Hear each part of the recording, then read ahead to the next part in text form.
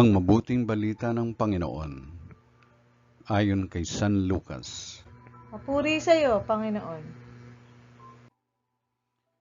Noong panahong iyon, nilibak si Jesus ng mga pinuno ng bayan. Anila, iniligtas niya ang iba. Iligtas naman niya ngayon ang kanyang sarili, kung siya nga ang Mesiyas, ang hinirang ng Diyos. Nilibak din siya ng mga kawal. Nilapitan at inalok ng maasim na alak.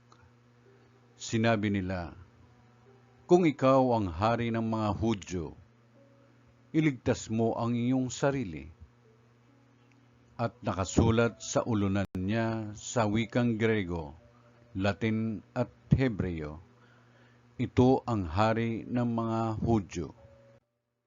Tinuya siya ng isa sa mga salaring nakabitin at ang sabi, hindi ba ikaw ang Mesiyas? Iligtas mo ang iyong sarili, pati na kami. Ngunit pinagsabihan siya ng kanyang kasama, hindi ka ba natatakot sa Diyos?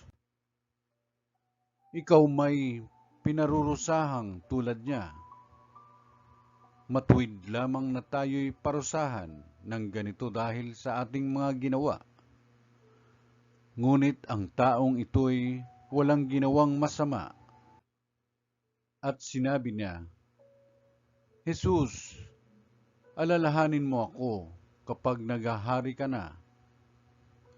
Sumagot si Jesus, sinasabi ko sa iyo, ngayon di isasama kita sa paraiso. Ang mabuting balita ng Panginoon. Pinupuri ka namin, Panginoong Kristo.